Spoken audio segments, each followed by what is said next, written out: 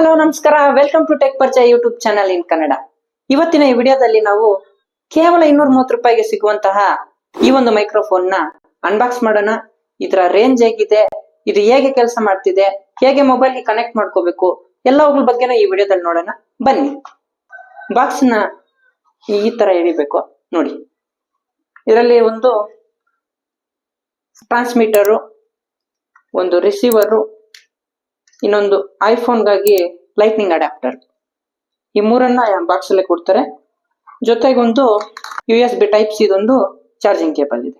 ನಮಗೆ ಮೇನ್ಲಿ ಬೇಕಾಗಿರೋದು ನೋಡಿ, ಇದು ಟ್ರಾನ್ಸ್ಮಿಟರು, ಇದು ರಿಸೀವರು, ಐಫೋನ್ದು ಲೈಟ್ನಿಂಗ್ ಪೋರ್ಟ್, ಈ ಮೂರು ಪ್ಲಸ್ ಅದೊಂದು ಕೇಬಲ್ ಬಾಕ್ಸ್ ಅಲ್ಲೇ ಬರುತ್ತೆ.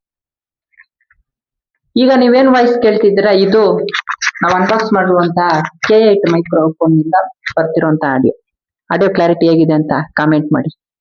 ಈಗ ನಾವು ಅವ್ರು ಕೊಟ್ಟಿರುವಂತಹ ಲೈಟ್ನಿಂಗ್ ಪೋರ್ಟ್ ನ ನಮ್ಮ ಐಫೋನ್ಗೆ ಹಾಕಿ ಟೆಸ್ಟ್ ಮಾಡೋಣ. ನೋಡಿ, ಈ ಅಡಾಪ್ಟರ್ ಜೊತೆಗೆ ಅವ್ರು ಕೊಟ್ಟಿರುವಂತಹ ಈ ರಿಸೀವರ್ ನ ಇಲ್ಲಿ ಕನೆಕ್ಟ್ ಮಾಡಬೇಕು.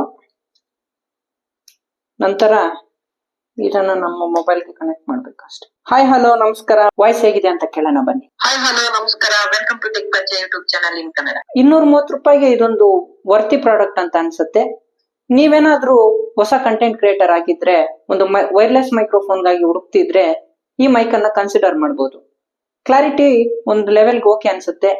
ಬಿಲ್ಡ್ ಕ್ವಾಲಿಟಿ ಮತ್ತು ರಿಸೀವರ್, ಟ್ರಾನ್ಸ್ಮಿಟರ್ ಎಲ್ಲಾನು ಒಂದ್ ಲೆವೆಲ್ಗೆ ಓಕೆ ಅನ್ಸುತ್ತೆ, ತಗೋಬಹುದು. ವ್ಲಾಗರ್ಸ್ ಮಾಡೋರು ಸ್ವಲ್ಪ ಹತ್ರ ಇಟ್ಕೊಂಡಷ್ಟು ವಾಯ್ಸ್ ಚೆನ್ನಾಗಿ ಕೇಳ್ತಿದೆ. ಓಕೆ, ವರ್ತ್ ಅಂತ ಹೇಳ್ಬೋದು. ಇದು ಇವತ್ತಿನ ವಿಡಿಯೋ.